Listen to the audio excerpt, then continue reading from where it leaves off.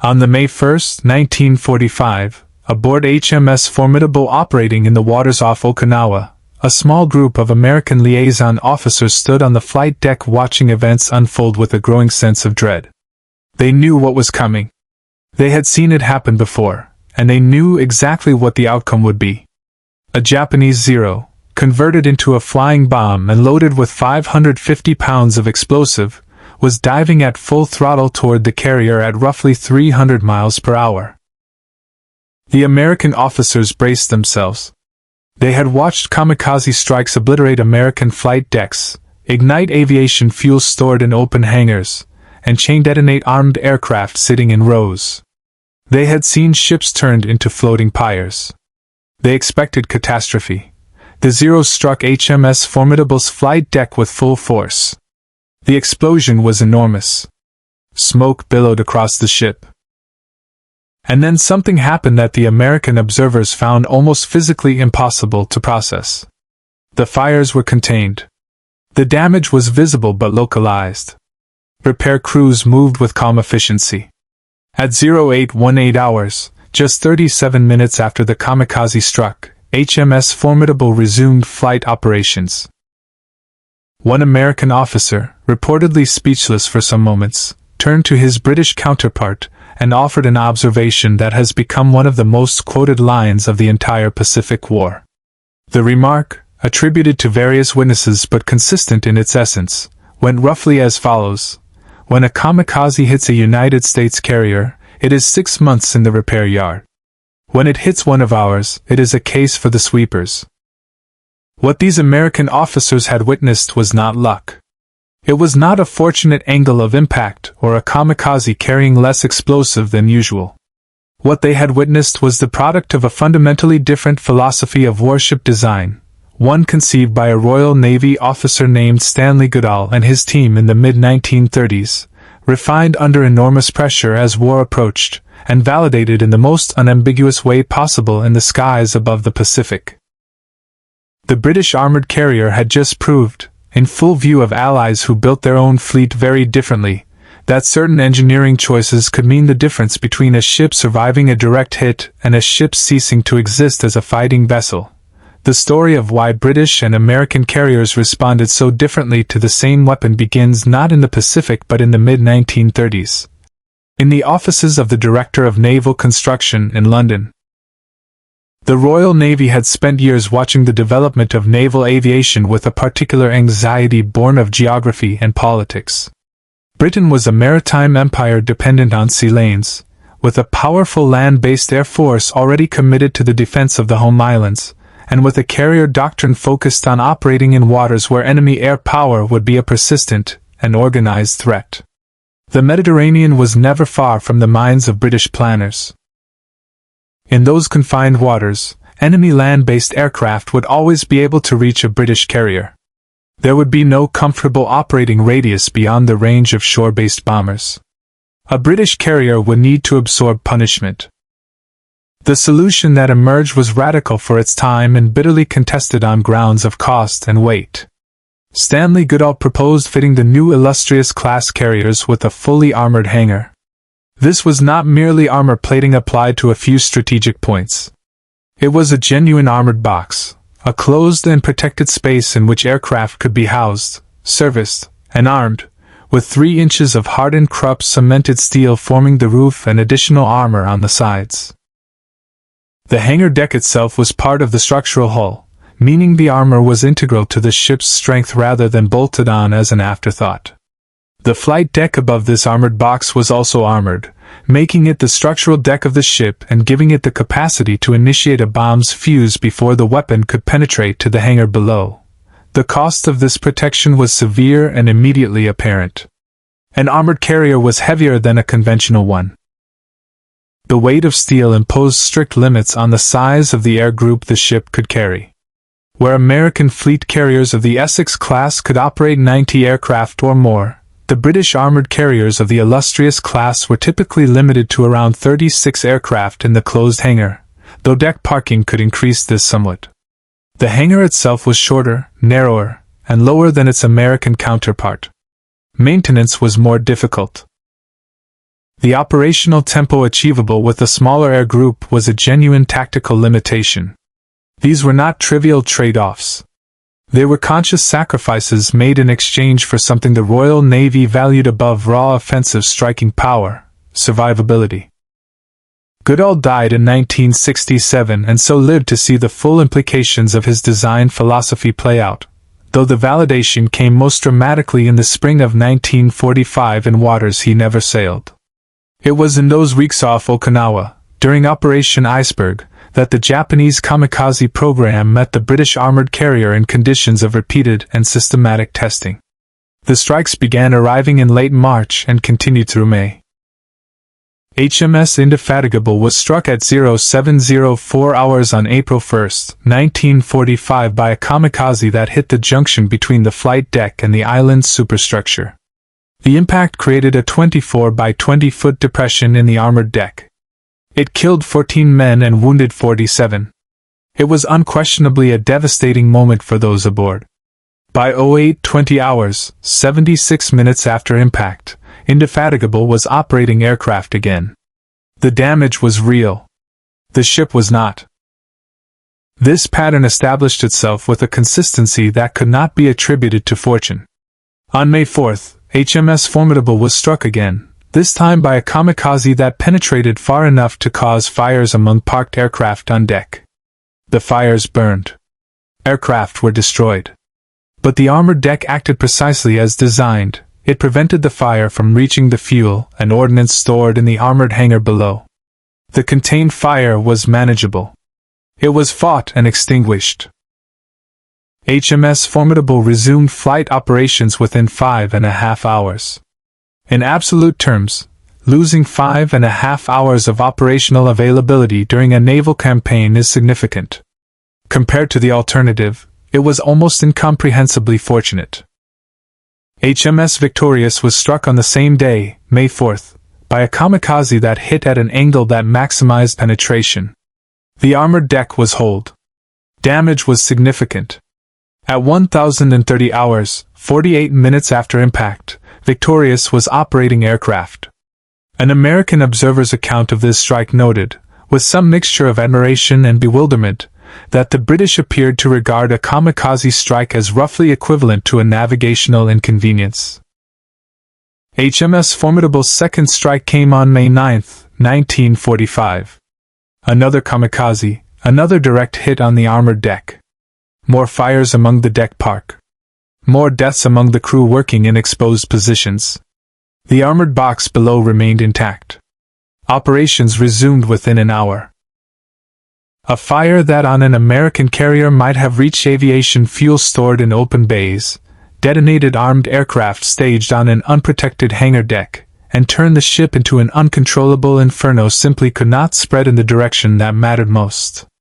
The contrast with American carrier experience during the same campaign was not a matter of bad luck or poor firefighting procedures.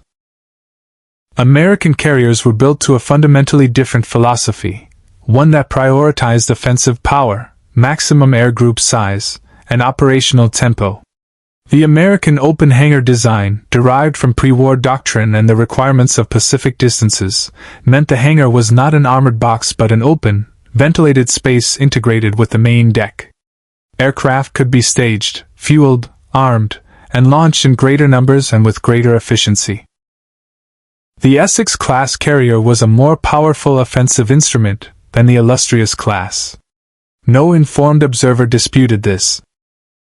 But the open hangar was a vulnerability of a particular kind. When a kamikaze penetrated an American flight deck, it entered a space containing fueled and often armed aircraft, open fuel lines, and an unobstructed path to further detonation. The results could be, and repeatedly were, catastrophic. USS Bunker Hill was struck by two kamikaze on May 11, 1945. The fires that resulted from the initial impact found ready fuel in the open hangar. Fully fueled aircraft burned. Fuel vapor ignited. Secondary explosions propagated through the ship. 346 men were killed and 264 wounded. Bunker Hill was effectively removed from the campaign. The comparison is not a matter of national honor or engineering pride. It is a matter of basic arithmetic. 14 dead on HMS Indefatigable after a direct hit, resuming operations in 76 minutes. 346 dead on USS Bunker Hill after 2 hits, removed from operations entirely. USS Franklin suffered the most catastrophic non-sinking damage in American naval history on March 19, 1945, when struck by 2 conventional bombs, not even kamikaze. The bombs ignited aircraft on the hangar deck, fueled and armed for a strike mission. The resulting fires and explosions killed 807 men and wounded a further 487. Franklin survived only through extraordinary damage control work and the seamanship of her crew. She never returned to combat operations. The armored carrier design, by preventing exactly this sequence of secondary explosions, was not a theoretical advantage. It was the difference between a ship fighting and a ship burning. Samuel Eliot Morison, the official United States naval historian who was present at Okinawa and witnessed some of these events directly, provided an assessment that was notable for its clarity. He observed that the British armored flight deck conferred a resistance to kamikaze attack that American carriers could not match. The numbers tell a story that is difficult to argue with. British carriers operating with the 5th Fleet off Okinawa sustained 8 direct kamikaze hits over the course of the campaign. Average deaths per impact, 7. Average time before resuming flight operations, under 2 hours. American carriers sustained comparable strikes with average casualties ranging from 100 to over 400 dead per major strike, and average repair times measured not in hours but in months. USS Saratoga, struck by 5 kamikaze on February 21, 1945, required 3 months of shipyard repairs. USS Wasp was struck and required 74 days. USS Sangamon was struck and never returned to frontline service. The root cause of this disparity lies in several interrelated engineering choices that compounded each other. The first and most fundamental was the armored flight deck itself. At 3 inches of hardened cemented steel, it was thick enough to initiate a bomb's fuse before the weapon could penetrate to the hangar below. A kamikaze was not carrying an armor-piercing bomb designed to defeat that thickness of plate. It was carrying a general-purpose weapon, often simply a bomb bolted to the aircraft's structure. When that weapon struck 3 inches of hardened steel, it exploded on or above the deck. The armored box below was thus shielded from the full force of the detonation and, critically, from the burning fuel and fragmentation that accompanied it. The second factor was the closed hangar system itself. Because the British hangar was enclosed, firefighting measures within it could be effective. Foam systems, water curtains, and fire parties could operate within a contained space. On an open hangar deck, fire has no such boundaries. It spreads horizontally, finds new fuel, and resists suppression in ways that a fire in a closed armored box does not. The third factor was the placement of aviation fuel systems. British carriers stored their aviation fuel in pressurized tanks located below the armored hangar deck. Before fueling operations, the lines between the tanks and the hangars were kept depressurized. An explosion above the armored deck could not easily reach these tanks. American carriers, by contrast, had fuel systems designed for the rapid throughput demands of a large air group operating at high tempo. The efficiency of that system was genuine and tactically significant. Its vulnerability, when a fire entered the hangar, was equally genuine. These 3 factors working together meant that a British armored carrier was designed to contain catastrophic damage rather than prevent the initial strike. The armor would not stop a kamikaze from hitting the ship. It would stop the kamikaze from destroying the ship. The distinction is everything. It is at this point that intellectual honesty requires acknowledging what the armored carrier was not. It was not an unambiguously superior design. It was a set of trade-offs, and the trade-offs had real costs. The smaller air group was not a marginal limitation. British carriers operating off Okinawa could carry roughly 36 to 45 aircraft in normal operations, while American Essex-class carriers operated 90 or more. In offensive striking power, the arithmetic favored the Americans enormously. Admiral Spruance assigned British carriers, operating as Task Force 57, to the Sakishima-Gunto Islands rather than the main Okinawa battle area. This was in part an acknowledgement of British survivability in a position of sustained aerial attack, but it was also a recognition that the smaller British air groups were better suited to a suppression role than to the massive offensive strikes against Kyushu and the Japanese mainland for which the American carriers were required. The armored carriers also accumulated structural damage in ways that did not appear in casualty figures. Steel takes set under repeated heavy impacts. The armored deck, while it kept fires out of the hangar, still absorbed enormous kinetic and explosive energy. HMS Formidable's second strike left a large depression in the deck that required temporary patching. HMS Victorious carried structural damage that was repaired between sorties but represented accumulated stress to the hull. These ships were not invulnerable. They were resilient, and resilience has a cost that is sometimes deferred rather than cancelled. After the war, when British carriers were surveyed for continued service, the structural damage accumulated during Okinawa operations was found to be more extensive than wartime repairs had addressed. Several of the armored carriers were scrapped earlier than might otherwise have been expected, partly because the accumulated structural stress made extensive and expensive refits necessary. The same armor that had saved these ships became, in peacetime, an argument for their disposal. HMS Formidable, which had survived kamikaze strikes that would have destroyed an unarmored carrier, was sold for scrapping in 1953. The post-war naval world drew its lessons from the Okinawa experience with a clarity that was somewhat complicated by the simultaneous arrival of the jet age, which rendered many wartime design conclusions immediately obsolete. But the core principle of the armored carrier was validated with a thoroughness that no subsequent analyst has seriously challenged. American naval architects, studying the Okinawa experience alongside the devastating losses of Franklin, Bunker Hill, and others, concluded that future American carrier designs required far greater structural protection. The angled flight deck, the enclosed hangar, improved fire suppression systems, and redesigned fuel storage all reflected lessons learned partly from watching British carrier.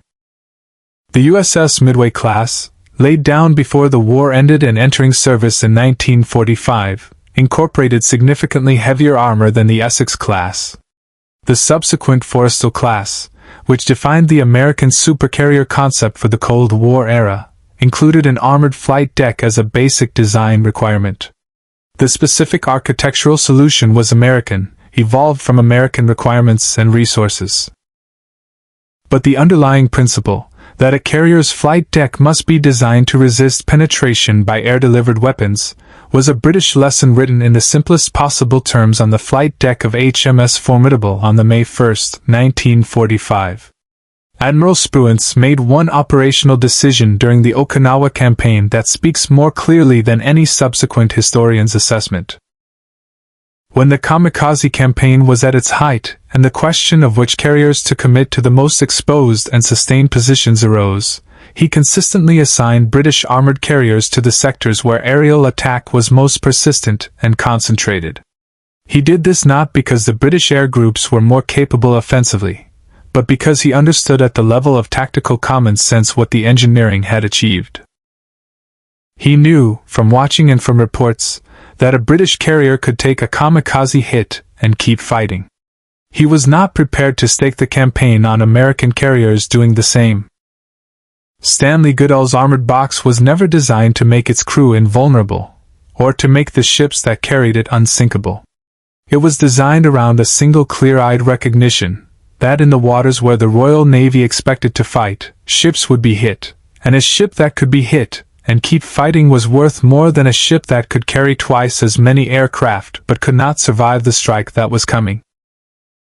On May 1, 1945, 37 minutes after a 550-pound bomb attached to a Japanese Zero hit HMS Formidable's armored flight deck at 300 miles per hour, that recognition proved itself as true as any engineering principle ever tested in combat.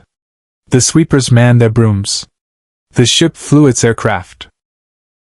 And the American liaison officers standing on the flight deck understood, perhaps for the first time in full, what it meant to build a warship for the war you expected to fight rather than the war you hoped to have.